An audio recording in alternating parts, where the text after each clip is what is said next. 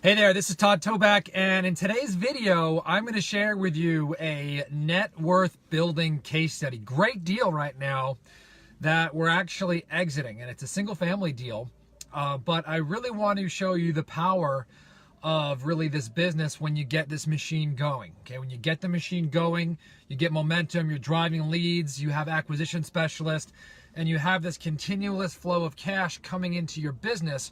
You're going to run into net worth boosting, tax efficient, bank account busting deals, okay, that are really going to be the game changers that are going to change your long-term future, okay? And so one of the things I'm going to talk about is A, the deal, but two, on how you could do more of these in this business. So right now, just got out of a meeting with a good buddy of mine, and we're talking about a house that I bought just a couple of years ago. And the house, the day we bought it, was worth about $340, maybe that's generous, maybe $320 to $330. And the day that we bought it, we paid $205,000 for it. Now here's the beauty of this deal, is that the owner wasn't very good with money, self-admittedly, and did not want the cash from us up front. He said, you know what, can you give me monthly payments? And so he agreed to finance the entire purchase price for $2,250 a month. That's $2,250 a month. And that was going to be 0 interest. Okay, don't put that limitation in your mind that you have to pay interest. 0% interest, monthly payments until the house is paid off in full. Great deal. Only problem is the rent on this place was only $1,800, $1,900, houses in so-so condition. And so I had to put about $5,000 into this thing to make it rent ready. And you'll notice I had about $400 to $500 a month negative cash flow on this thing. The beauty of this, though, is that $2,250 a month was pure principal. Okay, pure principal payments. So over the past couple of years, right, this house in San Diego, the price is appreciated, right, 10, 15% a year. And the amortization, the loan payment on this house has really just like crush the principal, right? Every month, the loan balance is just driving down, the value is going up.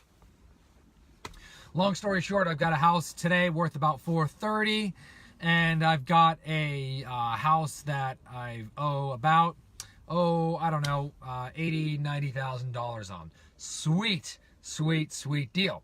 Right now, the market has kind of petered out here, right? We were kind of shooting up here, and we're kind of flattening it out right here, and maybe even taking a dip. So in San Diego, we've taken about a 10% dip. I don't know what the market's going to do. I'm not going to over speculate, but I feel like we've had our run for now. So now it's time to sell this property. My gain on this property is going to be, I don't know, about $200,000 in appreciation, or from the time I bought it to the time I'm selling it. Also got another, I don't know, $150,000 of loan pay down. Sweet, right? That's a $350,000 payday, right? $320, $340. I'm just, estimating the numbers here. The beauty of this is that I'm going to now take that money, all of that money, and I'm going to 1031 exchange it. Now, a 1031 exchange means that I take all that cash and I put it in a like-kind property, right? A house or a quadplex or a small apartment building, and I'm going to convert that money to cash flow. I sold another house, actually that was another case study.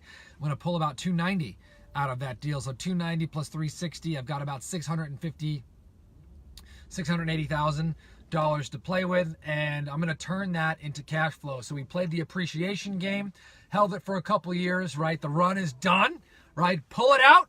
And now I'm converting that money to cash flow, right? Great deal on both of these houses. I'll try to link to the other case study on that deal, but I'm going to combine these deals on some properties that we're currently looking at and have already identified to trade into. Well, here's my point, is these deals have come across my desk because I'm in the game, right? I'm in the game of wholesaling. I'm always looking for deals.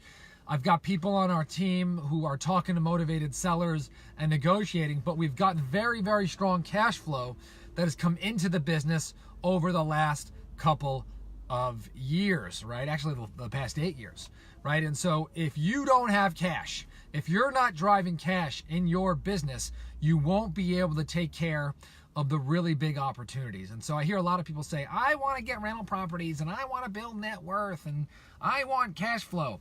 Well, I'll tell you what, if you're investing in single family rentals, I don't care what anyone tells you, okay? These things do not cash flow anything of consequence, right? If you're trying to get a single family house and you are clearing $200 off a $100,000 investment, that's a miracle, right? Congratulations. If you want to do that 200 times, more power to you.